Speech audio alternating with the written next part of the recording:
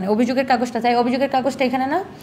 দেখেন ওনার কাছে এটা মনে হয়েছে যে এটা দেখে আমার মনে হয়েছে যে এটা মানে অরিজিনাল না। হ্যাঁ, একটু পরিচিত মুখ, ভিউজের জন্য এরকম ধরেন যে রসালো বা আকর্ষণীয় এরকম বা ভিউ বাড়ানোর জন্য এই ধরনের টাইটেল দিয়ে যে সংবাদ প্রকাশ করা, এটা আসলে মানে ঠিক কতটুকু যোগ্য আসলে আমি জানি না।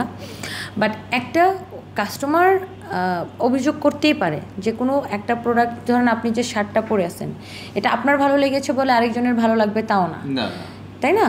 এখন আমরা যখন একটা অনলাইনে একটা প্রোডাক্টের বিজ্ঞাপন দিই, তো এটা ধরেন আপনি অনলাইনে দেখতেছেন কিন্তু আপনি কাপড়টা ধরে দেখেন নাই, বা আপনি ঠিক অনেকে থাকে কনফিউজড, তাই না?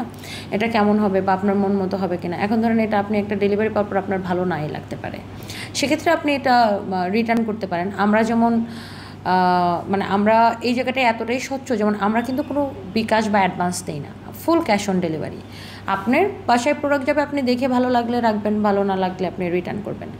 এখন ওনার ক্ষেত্রে যেটা হয়েছে, ওনার একটা প্রোডাক্ট গিয়েছে, উনি ব্যস্ত ছিলেন, উনি অন্য কাউকে দিয়ে রিসিভ করেছে, ওনার প্রোডাক্টটা ভালো লাগে না বা প্রোডাক্টের সেলাইটা ঠিক ছিল না। আমাকে তো আমার নাম্বার তো আর ওখানে দেওয়া নেই, আমি আসলে জানি না, হয়তো বা উনি নাম্বারে কল দিতেও পারে বা উনি মেসেঞ্জারেই কথা বলেছে আমাদের মডারেটরদের সাথে, নাম্বারে কল দিয়েছিল কিনা বিষয়টা আমি ক্লিয়ার না, আর আমার নাম্বার তো ওখানে দেওয়া নেই। ডেফিনেটলি এটা যদি আমার চোখে পড়তো, নিশ্চয়ই আমি চাইতাম না যে আমার কোম্পানির রেপুটেশন খারাপ হোক। এতগুলো অফিসার আসছে, সাথে পুলিশ আসছে, সাথে এতগুলো সাংবাদিক আসছে, ও তো এমনিই ঘাবড়াই গেছে, ও আর কথা বলবি কি, ও তো এমনিই কাঁপতে থাকে। ইভেন আমি পরবর্তী সময় সিসিটিভিতে দেখছি আমার সেলসম্যান একবার আইডি কার্ড খুলে একবার পরে, মানে এতটাই সে ভয়ে গেছে। এখন গেছিলাম রাজশাহী, তো যেহেতু আমি রাজশাহী গেছি, আমি কিন্তু সকালে চেক ইনও দিচ্ছি আমার পেজে যে আমি গেছি রাজশাহী, আমার পেজে চেক ইনও দিচ্ছি আমি রাজশাহীতে। তো সেক্ষেত্রে আসলে সেলসম্যান তো আর একজন এত বড় অফিসারের সাথে ও তো উনি ঘাবড়ায়, ও কী কথা বলবে।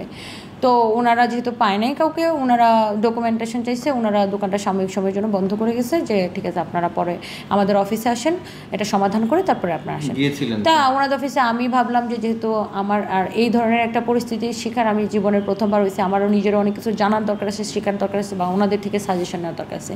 আমি নিজেই গিয়েছি আজকে, এবং যিনি আমাদের ক্রেতা ছিলেন উনিও এসেছে, এবং ওনাকে নিয়ে আমি একটা লাইভও করেছি। দেখেন আমার থেকে উনি বেশি আপসেট, কারণ আমাকে নিয়ে মানুষ এত রসালো। অভিযোগটা মানে এটা অভিযোগ, এটা তো প্রমাণিত হওয়ার আগেই যদি মানুষজন এরকম মানে ভিউজের জন্য, যেহেতু আমিও একটু পরিচিত মুখ, ভিউজের জন্য এরকম ধরেন যে রসালো বা আকর্ষণীয় এরকম বা ভিউ বাড়ানোর জন্য এই ধরনের টাইটেল দিয়ে যে সংবাদ প্রকাশ করা, এটা আসলে মানে ঠিক কতটুকু যোগ্য আসলে আমি জানি না। বাট একটা ভোক্তা অধিকারের অফিসাররা বলছে, একবারও ভোক্তা অধিকারের অফিসাররা কি, আপনারা যে দেখছেন ওনাদের বক্তব্য, একবারও কি বলছে যে উনি গুলিস্তানের ড্রেস পাকিস্তান বলে? ওনারা বলছে যে অভিযোগ পাওয়া গেছে যে যিনি ক্রেতা তিনি অভিযোগ করেছেন, ক্রেতার কাছে মনে হয়েছে যে এই ড্রেসটা হয়তো বা মানে ক্রেতাও লিখছে যে আমার কাছে ড্রেসটা মানে ওই মামলার কাগজটাও আছে, মানে অভিযোগের কাগজটা চাই, অভিযোগের কাগজটা এখানে না, অভিযোগের কাগজও ওটা আছে, যে উনি বলেছে যে যদি একটু বের করে দেখেন ওনার কাছে এটা মনে হয়েছে যে